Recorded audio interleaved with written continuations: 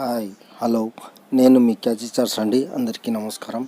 ఈ వీడియోలో తెలిపేది ఏంటంటే ముఖ్యంగా దివ్యాంగుల గురించి సదరం సర్టిఫికేట్ గురించి ఏదైతే మీకు థంబ్నెయిల్ చూశారు కదా, దాని గురించి ఈ వీడియోలో వివరించబోతున్నానండి.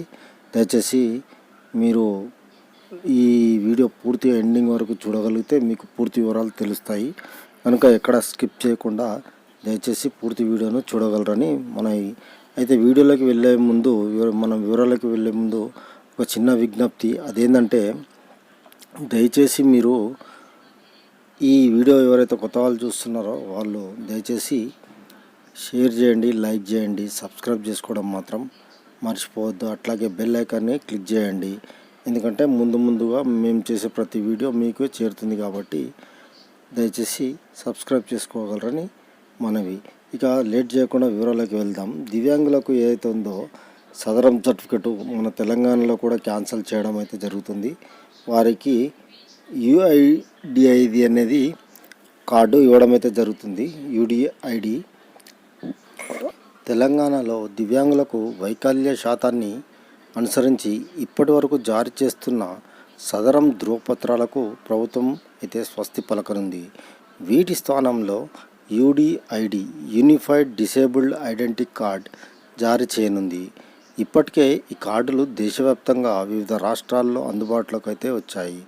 తెలంగాణలోనూ ఈ విధానం ఆదివారం ఈ నెల 16 నుంచి అమల్లోకి వస్తుందని వైద్యులు చెబుతున్నారు. ఖమ్మం సర్వజన ఆసుపత్రి వైద్యులు ఇటీవల గుజరాత్లోని గాంధీనగర్లో శిక్షణ పొంది రావడం అయితే జరిగింది. దివ్యాంగుల వైకల్య శాతం ఆధారంగా నిర్ధారించిన రంగుల్లో యుడిఐడి కార్డులు అయితే జారీ చేస్తారు. ఒక్కసారి కార్డు జారీ చేస్తే ఇక పునరుద్ధరించుకోవాల్సిన అవసరం అయితే లేదని చెప్తున్నారు. సదరం ధృవపత్రాల్లో వైకల్యాన్ని వృద్ధులు నిర్ధారించి మెడికల్ లీగల్ కేసులకు ఇది పనిచేయదు.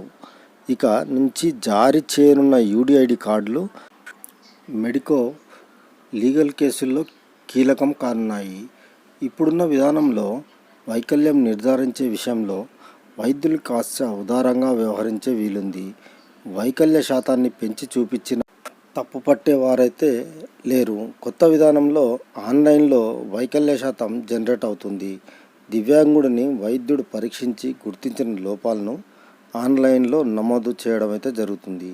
ఈ లోపాల ద్వారా వైకల్య శాతం నమోదు అవుతుంది కాబట్టి ఎటువంటివి మళ్ళా ఏవైతే ఉన్నాయో మళ్ళీ దాన్ని తిరుగు చేసుకోవడానికి అయితే అవకాశం ఉండదు.